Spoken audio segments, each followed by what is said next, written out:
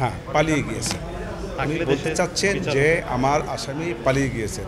আমি সেক্ষেত্রে বলেছি যে আমার আসামি পালিয়ে যান নাই, উনি এই দেশ থেকেই যেতে চান নাই। তা বিভিন্ন মিডিয়া, পত্রপত্রিকা প্রতিটি জায়গায় সেটা এসেছে এবং উনি একথাও বলেছেন যে আমাকে প্রয়োজনে এখানে মাটি দেন হত্যা করে, তবু আমি যাব না। কিন্তু প্রেক্ষাপটটা এমন দাঁড়িয়েছে, ওনাকে যেতে বাধ্য হয়েছে। উনি হেলিকপ্টারে করে গেছেন, প্রতিটি মানুষ এদেশে মানুষ দেখেছে। অতএব পালিয়ে যাওয়া কাকে বলে? যে পালিয়ে যাওয়া বলে চোরের মতো লুকাই লুকাই যাওয়াটাকে পালিয়ে বলে। অথবা এই পালিয়ে যাওয়া বিষয়টাই আমি ডিফেন্ড করেছি। আর দ্বিতীয় কথা হলো যে একটা কথা বলা হয়েছে প্রজন্মকে শেষ করে দিতে চেয়েছে আমার আসামিরা। একটা মানবতাবিরোধী অপরাধ হতে হলে যে একটি সম্প্রদায়কে বা একটি জাতিকে, একটি গোষ্ঠীকে নিশ্চিহ্ন করার একটি প্রক্রিয়া প্রচেষ্টা থাকতে হয় এবং সেই প্রচেষ্টার অংশ হিসাবে মানুষকে হত্যা করতে হয়, যেটা হিটলার করেছিল ইহুদিদের বেলায়। দ্যাট ইজ জেনোসাইড এবং মানবতাবিরোধী অপরাধ, দুটোই জেনোসাইড এবং মানবতা বিরোধী অপরাধ। কিন্তু এইখানে আমার বেলায়, এই আসামিদের বেলায় এরকম কোনো সম্প্রদায়কে বা কোনো জাতিকে বা কোনো গোষ্ঠীকে সে নিশ্চিহ্ন করার কোনো প্রচেষ্টা তার ভিতরে ছিল না এবং সে সেটা করেও নাই। এইটাই মূল বক্তব্য আমার ছিল।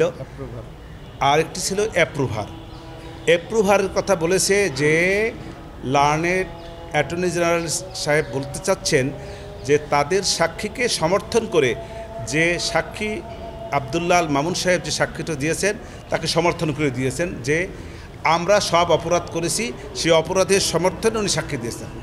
সেখানে আমার বক্তব্য ছিল এই যে লার্নেড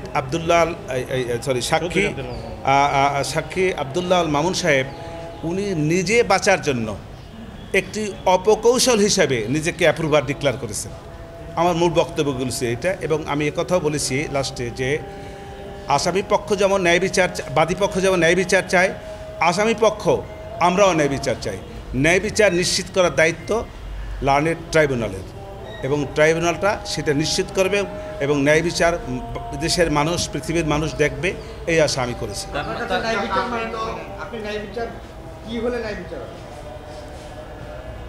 আরেকটা প্রশ্ন, হেলিকপ্টারে যাওয়াটা কি বীরের মতো মনে হয়েছে নাকি আপনার কাছে? না, বীরের মতো মনে হয় নাই। উনি অত্যন্ত মনে কষ্ট নিয়ে উনি গিয়েছেন, বীরের মতো তো অবশ্যই না। ও আরেকটা প্রশ্ন ছিল, উনি বলেছেন যে ইতিপূর্বের একটি রাজনৈতিক দলের নেতা বিদেশে ছিলেন, তখন আমার এই আসামি সাবেক প্রাইম মিনিস্টার বলেছিলেন যে প্রয়োজন আসেন, এসে বিচারের মুখোমুখি হন, এই যে কথাগুলি উনি বলেছিলেন, কিন্তু উনি আসেন নাই। আমিও সেটার পরিপ্রেক্ষিতে বলেছি যে কারণে উনি আসেন নাই এবং এখনও আসেন নাই, সেই একই কারণে শেখ হাসিনাও আসেন নাই। এই আমার বক্তব্য ছিল। উনি এখনো উস্কানি দিচ্ছেন এবং গৃহযুদ্ধ লাগানোর চেষ্টা করছেন বিদেশ থেকে বসে, এই অভিযোগ এনেছে আপনার প্রসিকিউশন। আমি এইটার এই মুহূর্তে কোনো ব্যাখ্যা দেই নাই, কারণ এটা সাক্ষীতে ছিল না, এটা আর্গুমেন্টে উনি বলেছেন। এই আর্গুমেন্টে বললেই, সাক্ষীতে যখন যে জিনিসটা নাই সেটা আর্গুমেন্টে হাজার বললেও ওটা কোনো প্রয়োগ হবে না। কি চান আপনি, কি চান? আমি আসামির খালাস চাই।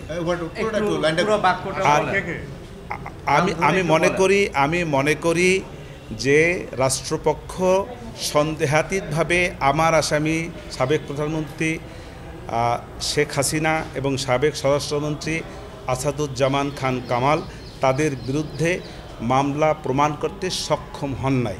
যেহেতু সক্ষম হন নাই, সেহেতু আমার আসামিরা খালাস পাবে এবং সসম্মানে খালাস পাবে, এটা আমার আশা এবং আমার প্রত্যাশা। আপনাকে একটি শেষ কোশ্চেন, সেটি হলো ট্রাইব্যুনালে আপনি বলেছিলেন এক সময় যে হাত পা বেঁধে সাঁতার কাটার মতো একটি বিচারিক প্রক্রিয়া, কিন্তু ট্রাইব্যুনাল আজকে তার জবাব দিয়েছে।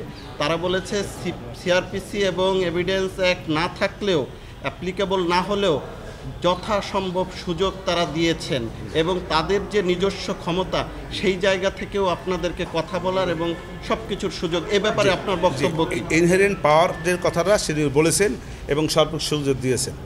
এই বিষয়ে এটা লার্নেড ট্রাইব্যুনালের বক্তব্য। এইটার সঙ্গে আমি ডিফার করার কোনো আমি করব কেন?